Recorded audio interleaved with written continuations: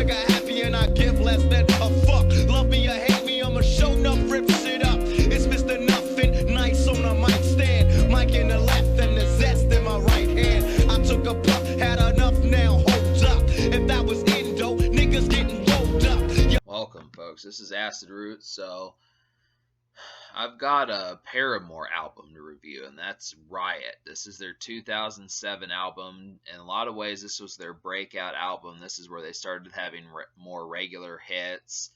And before this, they dropped their debut album, All We Know Is Falling, from 2005. But it didn't quite catch on enough. It got them enough pressure and scope to get them to their second album, Riot. But this was like the one that broke through the ice and really got them in the emo pop mainstream. And I really felt like it definitely has a lot of success on this project, and it's appropriate just because this was something that was pretty much at the forefront of like rock radio, and especially alternative and punk rock radio, for a good while.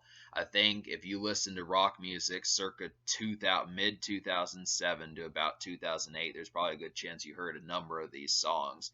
And yeah, I would basically say, from what I caught from Paramore, it kind of reminds me of like the female version of like Blink-182 or Fall Out Boy, also mixed with Avril Lavigne if she were to have a band. I mean, I guess she technically does have a band, but it's not quite as introduced because Avril Lavigne is normally a solo act. That's kind of the concept that I caught from it. So this album went triple platinum, had a lot of stuff on here, and I definitely felt like in a lot of ways this looked to me like a decent blueprint for what emo and alternative music kind of became later. It's definitely something that I think is noteworthy. That's definitely something, sometimes these albums will get like 2 or 3 singles, sometimes even 4 or 5, but the rest of the project doesn't stack up. But I look after it, there is a lot of stuff here to be able to say that this can be like an insignia for what emo music and alternative music and punk music kind of was around the late 2000s. It's too bad that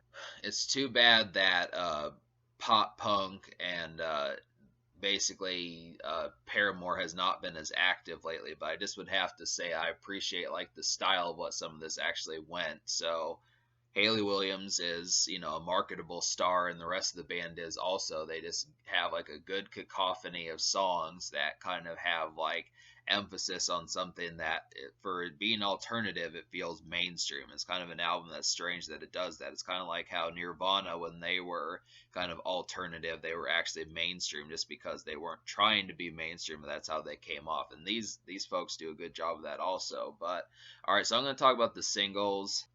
The first one was Misery Business. This was the biggest song off the album. Definitely one of the bigger hits of 2007, basically in just about every genre.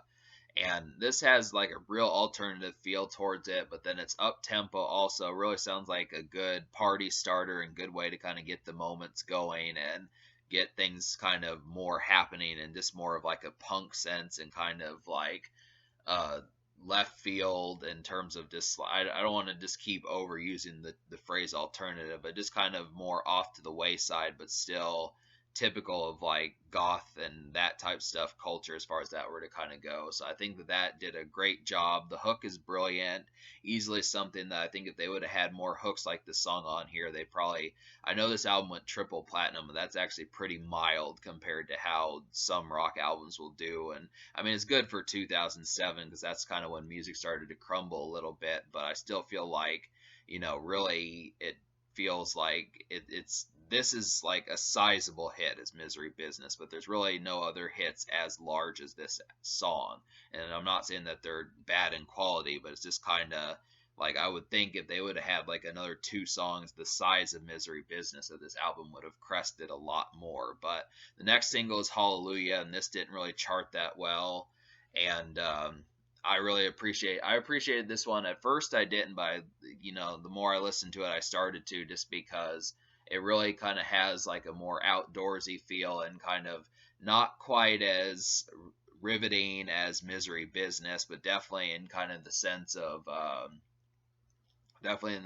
having a good time and another Friday night, Thursday night kind of song in that sort of sense. And yeah, it has the energy, but it's just kind of more of like a power ballad, but not quite as like stadium like for that sort of thing. So that's definitely the truth for that sort of thing. Crush, Crush, Crush reminds me, the third single, Crush, Crush, Crush, reminds me of a Korn song. Definitely kind of has like a very ominous and ambient. I mean, for radio, I mean, for the most part, it's interesting for Paramore to approach this just because it does feel kind of alternative in a lot of ways, kind of almost goth ghoulish type thing right there. I mean, it's this kind of like in a female sense, like if it weren't Jonathan Davis and it were Haley Williams instead, just kind of with like a mixture of like a romantic sense in a lot of ways. That's probably what I got the vibes from Crush, Crush, Crush. It's a good single. The chorus is not quite as catchy as Misery Business. I think that's kind of why it didn't chart as high, but it still is an effective hit. I definitely give it credit.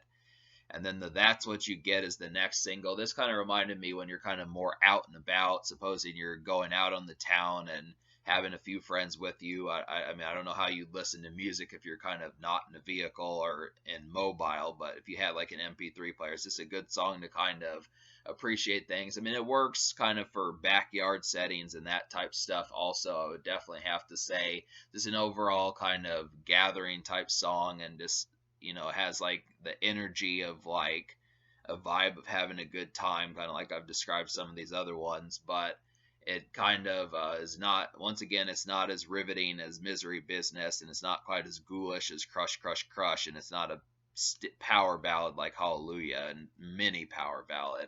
So it just kind of has just more of like a romp type song, you know, something where you're kind of mobile, I guess you could say, even like a car song in some cases.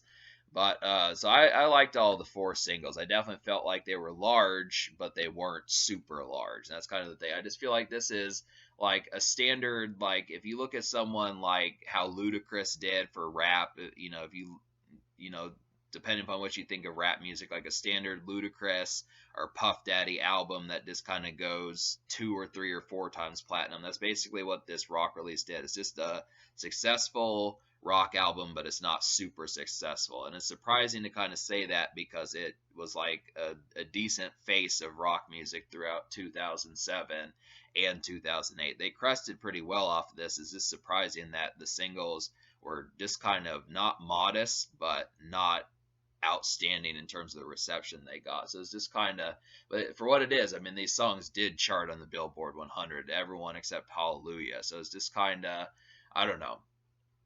It's strange because these songs are good. I think that's kind of the thing. Is I think what probably plagued like the album from not going more platinum than it did was just not having a hook at absolutely as catchy as Misery Business. But it's not like these are bad. They're not bad. They're not subpar. They're not mediocre. They're not lukewarm. They're good. But I wonder, like the concept of like, you know, this, because you know, you've heard dynamite rock songs that are just earworms. They're just not quite earworm. I guess that's what the phrase would be. So, but yeah, there's a number of tracks I liked on here. They have some good moments. Like I felt like Let the Flames Begin was another one that kind of had like a Korn type feel towards it. This real kind of alternative metal in a lot of ways, just in a light sense with a female singer. And another song like That's What You Get, kind of Miracle reminded me of that, and maybe Fences. Those are some records that kind of had that same sort of vibe. And I think Born for This kind of, I mean, the thing about some of these is a lot of these are kind of mobile. You know, that's another thing, is not every single one of these is meant for like a backyard get together and like a standard social setting. Some of these are actually kind of being on the move and going out and about and going places type stuff. Like I felt like that's what I got from Miracle, Born from This, just based upon the production, the instrumentation, and what I heard. But to be noted, there's not really as riveting a song as Misery Business. That's really like the most visceral song. For a pessimist, I'm pretty optimistic, tries it, but I felt like that was, and that just I somehow didn't I did not connect enough with that, how that kind of went. I mean, I felt like it seemed like they didn't pull off like the raving type songs, like the mosh pit songs, as well as they could have. That's kind of how, like, they do have some moments on like Miracle and Born for This and Misery Business where the energy is pretty kinetic, but it's not, I feel like in terms of like mosh songs and go crazy, like this cut loose kind of songs, that it didn't quite seem quite as good to do that. This is just not a very mosh pit album. But yeah, so there were some other ones. I'm trying to describe a few more of these, but well, yeah, this like alternative metal, emo, power pop, pop punk. That's some of the concepts that you get on this project in terms of like what to expect from it. And the thing about it is for the most part, it pulls it off extremely well. These are, every one of these damn near has a riveting sense and a good energy about them, that they're easy to listen to, and they don't really have like a snag to them where it's kind of like, okay, this is a skip song. I mean, mine, if you pick out maybe one or two ones that maybe not, you don't quite gel as well with, I would definitely kind of say for the most part this is a pretty seamless project.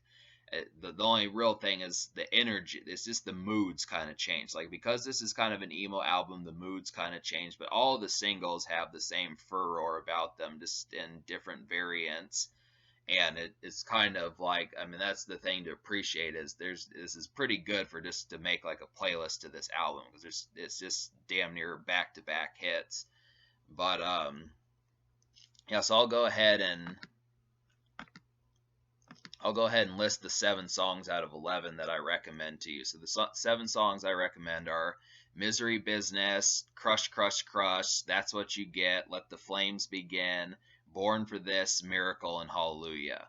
All of these, basically all 4 of the singles, and then 3 extra songs, Born for This, Miracle, Let the Flames Begin, some extra kind of mid-tempo and out and about songs, and then kind of like a pseudo kind of Korn similarity song and Let the Flames Begin. And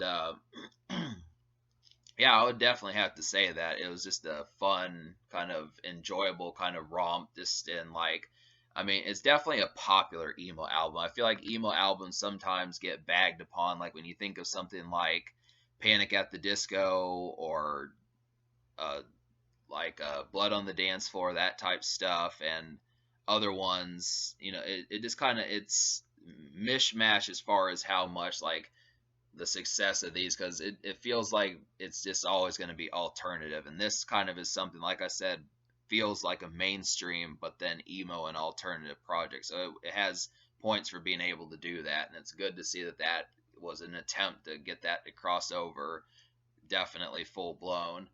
And on top of that, the singer is female, so that's good to see that, not just folks like Billy Joe Armstrong and Brendan Urie and some of those folks can do that. So, but so I'm gonna give this album an 8 out of 10. I definitely feel like it deserves an 8. Me liking 7 out of 11. Just 4 songs that I didn't. To kind of talk about those, a couple of these were kind of moody and depressing songs. When It Rains and We Are Broken attempt like some makeshift but kind of moody and just